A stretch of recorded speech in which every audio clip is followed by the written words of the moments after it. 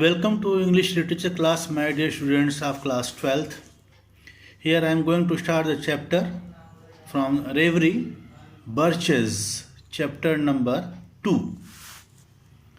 Birches, I already told you the meaning of birches. Any of various trees of the genus Betula, native to countries in the northern hemisphere. In the northern hemisphere by Robert Frost. Here, stanza wise explanation I'm going to start. When I see birches bend to left and right across the lines of straighter, darker trees, I like to think some boy's been swinging them, but swinging doesn't bend them down to stay as ice storms do.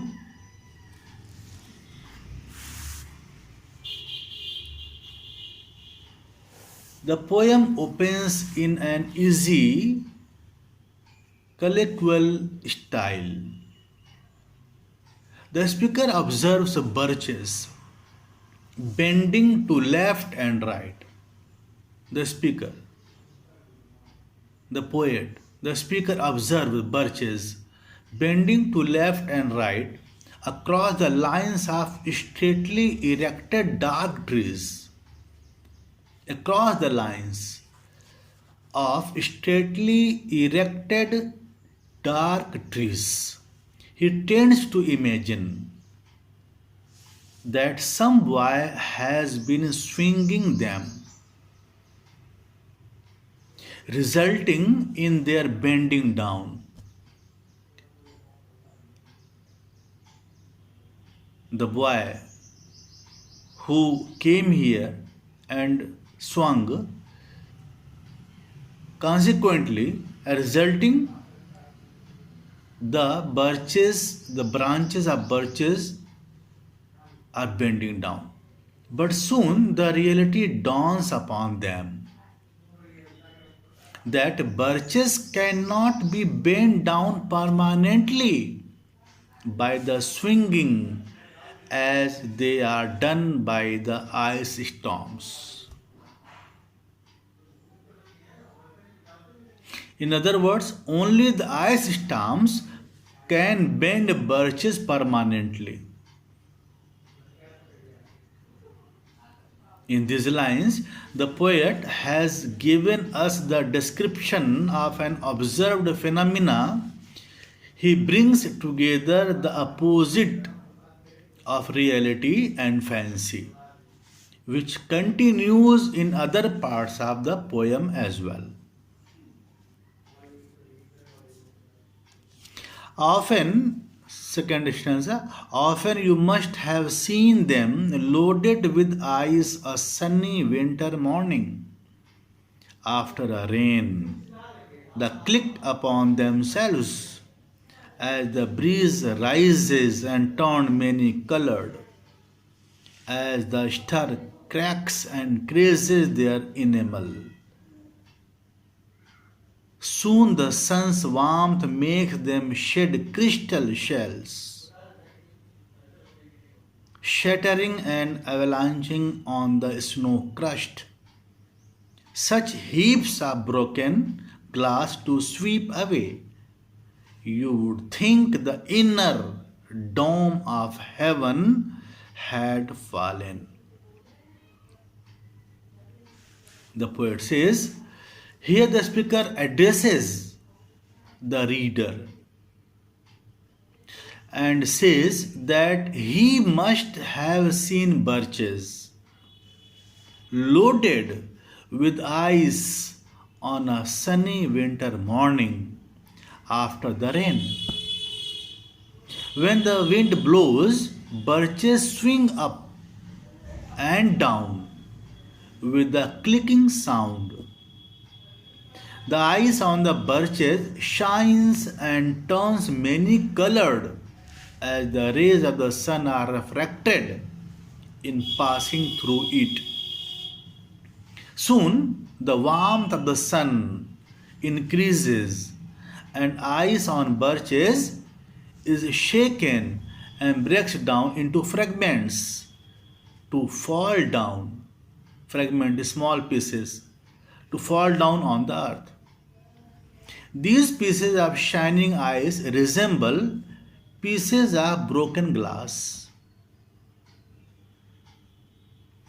One would think as if the inner dome of the heaven had been broken into pieces and the earth is covered with heaps of broken glass.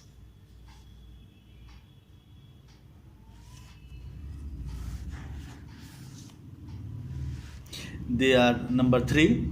They are dragged to the withered bracken by the load, and they seem not to break, though once they are bowed so low for long, they never right themselves.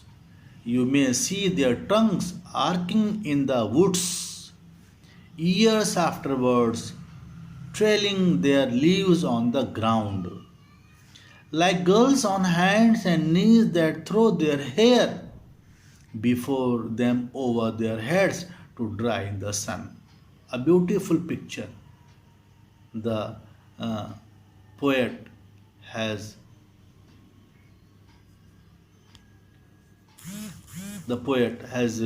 taken here. Very beautiful scene you may see here.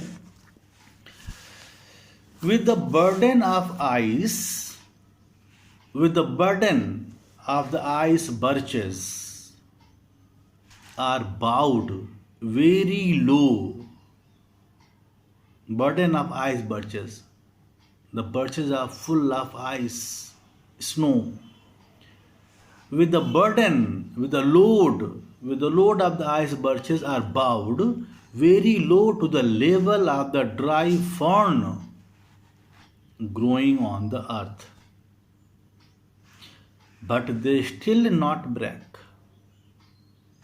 They are bent down so much and for so long that they are not in a position to straighten themselves.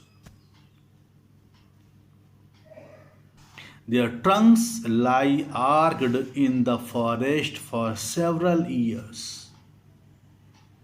They keep their leaves trailing on the ground, like the girls sitting on their hands and knees, spreading their hair over their heads to dry in the sun.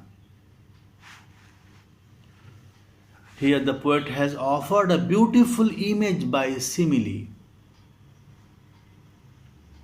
Comparison has been made here.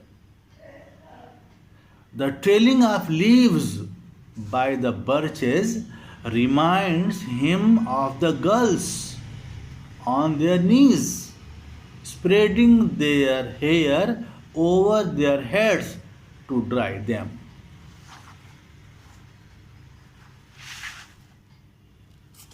Three stanzas have completed, and total there are 9 stanzas.